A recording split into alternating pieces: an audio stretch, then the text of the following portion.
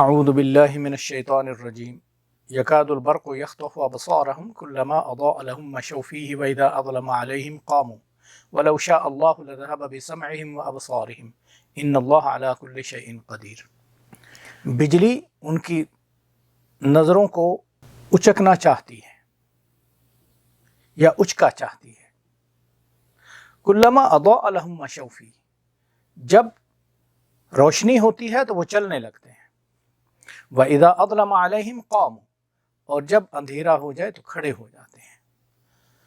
व इज़ा अज़लम अलैहिम क़ामू वलौ शाअ अल्लाहु लज़हब बिसमइहिम व अबसारिहिम, और अगर अल्लाह चाहता तो ले जाता उनके कान, उनकी आँखें।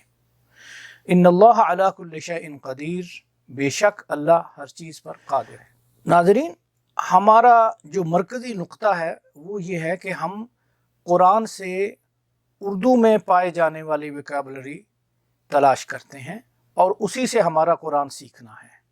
हमारा मकसद यहाँ पे कोई सर्फ़ व नहव या ग्रामर पढ़ाना नहीं है, बल्कि मकसद ये है कि जब आप कुरान सुने, ख़ास तौर पे उर्दू बोलने वाले लोग, तो उनको ये अंदाज़ा हो जाए कि अल्लाह क्या फरमा रहे हैं। तो कल वाला एक नुक्ता रह गया था, वो हम इसमें शामिल कर लेते हैं। आयत नंबर 19 का आखिरी हिस्सा, वल्लाहु मुहीतुम बिल काफिरीन, बेशक और अल्लाह काफिरों को घेरे हुए है। इसमें मुहीतुन हम उर्दू में इस्तेमाल करते हैं, जैसे हम कहते हैं कि किसी चीज़ का अहाता करना या कोई अहाता, जैसे आप कोई जगह हो और उसको आपने ईंटों वगैरह से घेरा हुआ हो या चार दीवारी लगाई हो, तो उसको हम कहते हैं अहाता करना या अहाता। तो ये हम उर्दू में बहुत इस्तेमाल करते रहे। लिहाजा हमारा जो मकसद है इस प्रोग्राम का वो ये है कि जब आप कुरान सुने तो आपको ये अल्फाज निकालने आ जाएं जो आप रोज़मर्रा ज़िंदगी में इस्तेमाल करते हैं। हमारी एक शकीरदा हैं जो हमसे कुरान पढ़ती है हर रोज़। अब उनको इतना मलका हासिल हो गया है कि मैं जब उनसे पूछता हूँ कि ये लफ्ज़ उर्दू में कहाँ इस्तेमाल हुआ, तो वो कुरान का लफ्ज़ उर्दू में से खट से निकाल देती हैं और उसको रोज़मर्रा जुमलों में इस्तेमाल करके दिखा देती हैं। उम्मीद है वो सुन रही होंगी तो खुश होंगी। बहरहाल, ये आज का जो हमारे अल्फाज हैं, हम इसके बारे में देखते हैं कि बर्क़ कहते हैं बिजली को। जैसा कल भी अर्ज़ किया था कि पिछली सबक में भी, कि हम बर्क़ रफ्तारी, बर्क़ी रहो, ये सब हम इस्तेमाल करते रहे। अब यख्तफ़ु, उचक लेना। कादा, ये हरूफ नाक़सा में से है कि वो करने लगे या ऐसा होने लगा, ऐसा हम उर्दू में तर्जुमा करेंगे कि वो ऐसा हो गया कि बिजली उनकी नज़रों को उचकने लगी। तो ये लगे के मानों में यकादा, यकादो इस्तेमाल होता है। यख्तफ़ु, उचक लेना, यानी खीरा कर देना।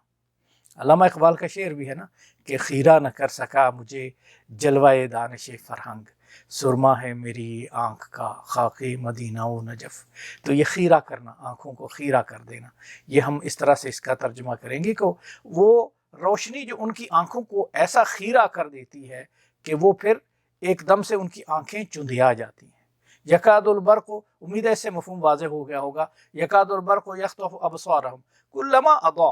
अज़ा, फिर हमने ये लफ्ज़ पिछले सबक में भी पढ़ा था कि अज़ा का माना रोशनी या ज़िया हम उर्दू में इस्तेमाल करते हैं, और नाम भी होते हैं जैसे ज़िया उल हक़ वगैरह। तो ये नामों में भी हमने बहुत सारे अल्फाज कुरान के ले रखे हैं। तो अज़ा, रोशनी करना, जब रोशनी हो जाए तो क़ामू, तो वो खड़े हो जाते हैं। अब हम क़ामू का लफ्ज़ भी उर्दू में इस्तेमाल करते हैं, जैसे हम ये देखते हैं कि नमाज में क़याम करना या किसी जगह पे अक़ामत करना, ठहरना। आपकी क़याम गाह कहाँ है? तो ये हम लफ्ज़ उर्दू में बहुत इस्तेमाल करते रहे। आज अगरचे हम वो उर्दू छोड़ रहे हैं या वो हमसे छूट गई, और उर्दू का छूट जाना गोया एक तहज़ीब का हम महरूम हो जाना है, एक तहज़ीब से, एक तहज़ीब का छूट जाना है। तो क़ामू, क़याम करना। व इज़ा अज़लमा अलैहिम क़ामू, जब अंधेरा हो जाता है। और ये अज़लमा भी हमने लफ्ज़ पढ़ा था पिछले सबक में कि अज़लमा जुल्म से है। जुल्मत का मतलब अंधेरा होता है, और जुल्म के और भी मतलब होते हैं। अदल का उलट भी जुल्म होता है।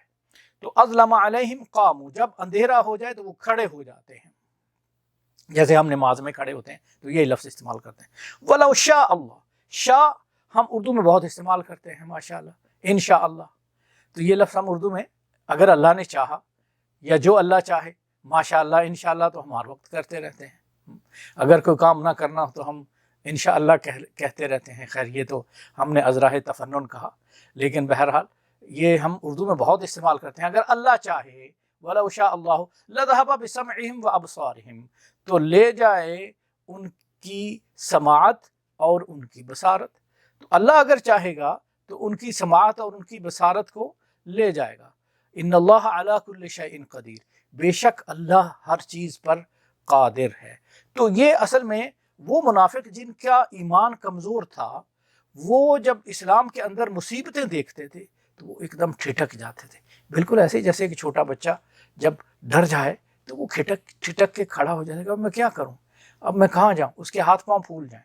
تو اسی طرح سے جب منافق جب اندھیرا ہو جائے یا وہ اسلام کی رستے میں کوئی مشکل آ جاتی تھی تو وہ کھڑے ہو جاتے تھے، جب روشنی ہو جاتی ہاں ہاں حالات بہت اچھے ہو گئے ہیں ماشاءاللہ، تو وہ چلنے لگتے ہیں، تو اسلام کے ساتھ ساتھ چلنے لگتے ہیں۔ لیکن مومن کی نشانی یہ ہے کہ وہ ہر حال میں ثابت قدم رہتا ہے، وہ صبر کرتا ہے، وہ کسی حال میں بھی اپنے ایمان کا دامن نہیں چھوڑتا۔ اس لیے اللہ نے ایمان کی مثال ایک درخت سے دی ہے کہ یہ جو درخت ہے اس کی مثال ہے کہ جیسے ایک درخت ہو اور اس کی جڑیں بہت پاتال میں ہوں، بہت نیچے ہوں، اور اس کی شاخیں آسمان پر ہوں اور بہت مضبوط ہو، اس کوئی آندھی، کوئی بارش، کوئی طوفان اس کا کچھ نہ بگاڑ سکے، یہ مومن ہے۔ اور کافر کی مثال اس سے اگلی آیت میں اللہ نے دی کہ وہ ایسے جھاڑ جھنکار ہوتا ہے، اس کی جڑیں بالکل زمین کے اوپر ہی ہوتی ہیں، ذرا سی آندھی آئے اور اڑنے لگے ادھر ادھر۔ تو یہ منافق کی مثال بھی قرآن میں اس طرح کی اللہ نے دی ہیں۔ تو یہاں بھی کچھ اس طرح کا معاملہ ہے کہ یہ اللہ نے تشبیہات یا متشبہات ان کو کہتے ہیں، یہ دیے ہیں کہ یہ اس کی تشبیہات کو کھولنا پڑے گا تو پھر جا کے ہمیں بات سمجھ میں آئے گی۔ تو اللہ ہر چیز پر قادر ہے، جس نے جو چاہے وہ کر سکتا ہے۔